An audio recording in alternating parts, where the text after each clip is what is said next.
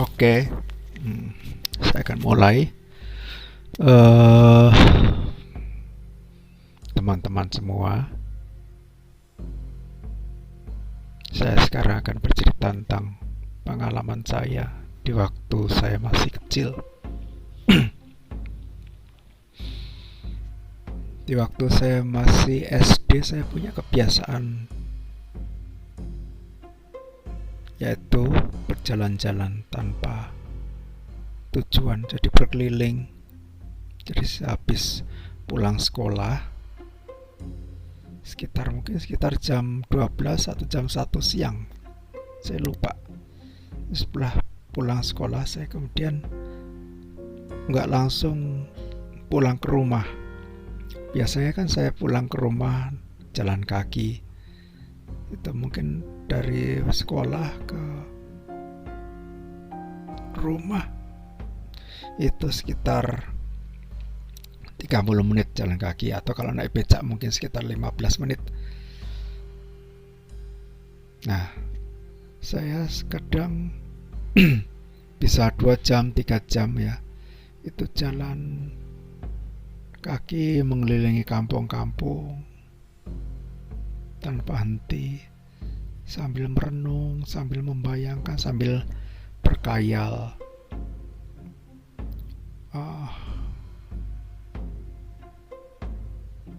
Sambil melihat situasi, sambil merasakan keheningan.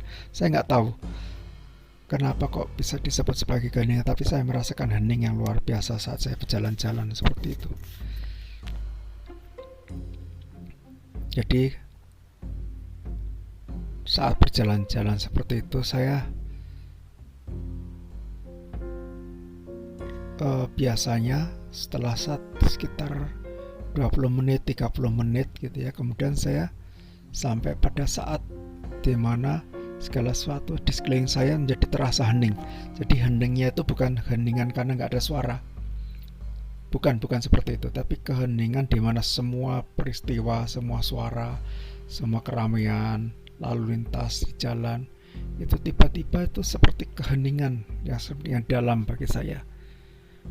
Dan pada satu titik, kadang-kadang ya, itu kemudian saya nggak membutuhkan nafas lagi. Jadi saya seperti tidak butuhkan nafas lagi. Bukan sepertinya, tapi saya memang nggak bernafas lagi. Jadi ketika saya berjalan, itu saya kemudian nggak bernafas. Selama sejam 2 jam saya nggak bernafas, nggak membutuhkan nafas lagi. Nafas hilang, lap gitu aja, dan keheningan luar biasa. Bukan karena saya lupa pada nafas atau saya nggak memiliki perhatian terhadap nafas, karena justru ketika sudah sampai tahap hening seperti itu, saya memiliki perhatian yang sangat, nggak tahu ya, sangat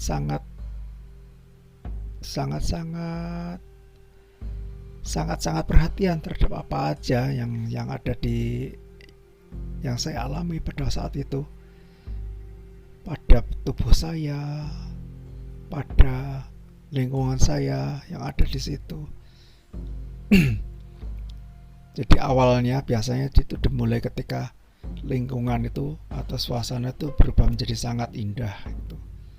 Kemudian setelah sangat indah itu kemudian berlalu, kemudian berubah menjadi keheningan, kesemuanya menjadi hening, semua semua lalu lintas, suara-suara, deru drum truk dan sebagainya itu menjadi seperti sesuatu yang bukan sebagai sesuatu yang ramai lagi, tapi sesuatu yang hening, benar-benar senyap gitu. Jadi keramaian yang senyap gitu. Terus setelah itu tiba-tiba lap, nafas saya menghilang, dan saya dalam kondisi perhatian sepenuh-penuhnya. Dan kemudian saya berjalan terus selama sejam 2 jam dengan tanpa membutuhkan nafas lagi. Nah, setelah 2 jam kemudian saya sampai di rumah. Nah, kemudian saya memutuskan untuk makan, untuk minum seperti itu, atau mandi, kemudian tidur siang. Nah, seperti itu. Jadi itu pengalaman saya ketika saya masih SD, mungkin sekitar kelas 3, 4, 5 gitu. Karena kelas 6 kan saya sudah harus eptanas ya, sehingga saya nggak boleh lagi untuk jalan-jalan seperti itu. Itu pengalaman saya. Nah, itu saat saya kehilangan, saya nggak membutuhkan nafas saya yang pertama. Kemudian kan saya kan melewati waktu-waktu yang beraneka ragam. Kuliah, sekolah, SMP sibuk sekali, SMA sibuk sekali, kuliah. Nah, di waktu kuliah itu kemudian saya sempat aktif di latihan meditasi di sebuah wihara di Jogja. Di salah satu saat saya kemudian berlatih, diajari untuk latihan meditasi jalan dengan cara mengamati gerak langkah, ketika kaki diangkat, diturunkan, kaki selanjutnya melangkah, merasakan mengamati, diangkat, diturunkan, seperti itu. Jadi itu katanya sebagai meditasi jalan. Tapi terus terang saya merasa itu terasa membosankan sekali, dan saya nggak melanjutkan sama sekali. Baru ya pengalaman berikutnya ketika saya meditasi mengamati nafas, anapanasati, dengan mengamati sentuhan nafas di hidung ya, di rongga hidung. Itu ketika saya mungkin sekitar 5 tahun 4 tahun yang lalu, mulai 5 tahun 4 tahun yang lalu, kemudian saya ketika latihan nafas, sebelumnya saya pada sudah melakukan latihan meditasi nafas sudah sejak lama, tapi baru 5 tahun 4 tahun yang lalu saya mengalami satu peristiwa. Saya mengulangi situasi seperti saya zaman SD. Jadi ketika keadaan menjadi indah, keadaan menjadi hening, segala menjadi hening, segala sesuatu apapun itu jadi sebuah keheningan, dan kemudian nafas itu menghilang. Dan itu sering saya alami sampai sekarang. Jadi ketika saya latihan nafas anapanasati itu, nafas jadi menghilang. Jadi nggak perlu lagi nafas. Ketika saya cari juga nggak perlu ada nafas gitu. Nah, ketika saya paksakan untuk bernafas, baru kemudian saya perlahan-lahan mulai menemukan nafas lagi. Tapi ketika saya nggak memaksakan diri untuk menemukan nafas, ya saya nggak butuhkan nafas lagi untuk sepanjang waktu saya meditasi itu.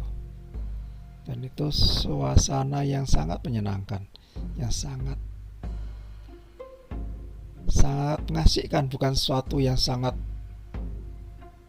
spiritual gitu, bukan seperti itu.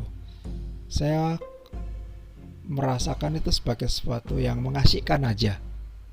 Ketika nafas itu hilang, itu sesuatu yang mengasihkan.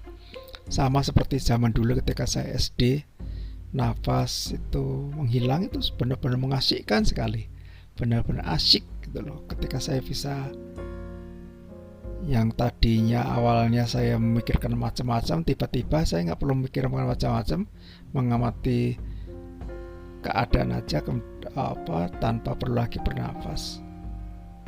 Dan itu enak, asik, enak. Sama seperti sekarang ketika saya meditasi nafas, kadang-kadang nafas menghilang gitu ya enak, itu aja, asik, enak.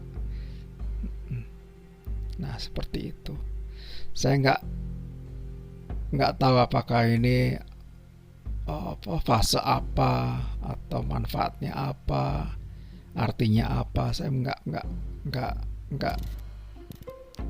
nggak mempertanyakan itu. Katanya sih itu ketika sudah mencapai pencapaian yang hebat gitu, yang master, tapi nggak tahu saya nggak yakin juga, karena secara emosional saya juga masih berantakan juga, secara emosional, secara perilaku, secara pikiran saya masih berantakan. Banyak sekali ide-ide yang kacau balau, yang negatif, yang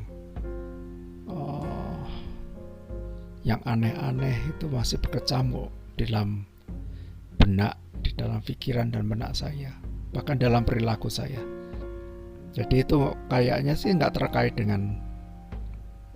terkait langsung dengan kualitas spiritual, tapi ya itu sebuah situasi di mana saya merasa paling asik dan paling menganggap itu benar-benar hal yang bukan lagi sebuah upaya saya meditasi atau upaya untuk latihan atau perilaku, tapi sebagai suatu situasi di mana saya merasa asik. Demikian. Nah, itu. Saya sekarang jarang sekali jalan-jalan. Bahkan bukan hanya jarang, nggak pernah ya, karena sudah sering letih. Secara fisik sudah nggak sekuat zaman dulu. Tapi terus terang saya ingin melakukan lagi, ingin merasakan lagi ingatan ketika saya nggak memerlukan nafas dalam keheningan yang sungguh mengasihkan itu. Cuma memang ya katanya sih orang Indonesia salah satu bangsa yang paling jarang jalan. Jadi tingkat jalannya orang Indonesia tuh katanya paling rendah seluruh dunia. Kalau yang tertinggi itu orang Hong Kong. Dan kalau kita lihat ya, dalam data ya, tingkat kecerdasan orang itu kok kayaknya korelasinya tinggi juga dengan tingkat tingkat ini kesenangan mereka untuk jalan. Jadi kayak misalnya orang tingkat IQ yang tertinggi di dunia itu kan kayak orang Hong Kong, orang Korea, orang Jepang, itu mereka memiliki kesenangan untuk jalan. Jadi melakukan perjalanan dari rumah ke tempat kerja, dari rumah ke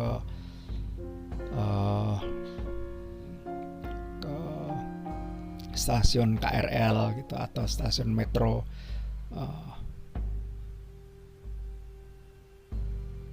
Itu. Sementara kalau orang Indonesia bahkan darat dekat pun mereka naik motor, males. Mungkin karena ini ya,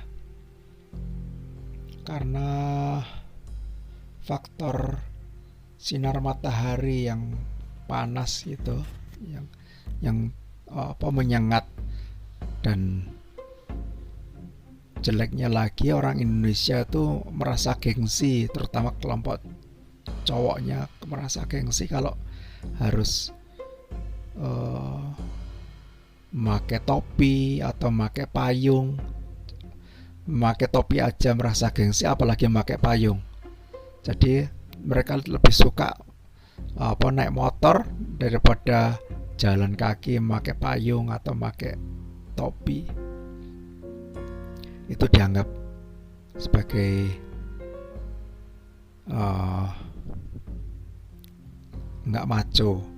Zaman dulu ya, ketika saya masih SMA atau bahkan kuliah, kadang-kadang saya melihat ibu-ibu atau remaja-remaja putri pakai payung untuk jalan.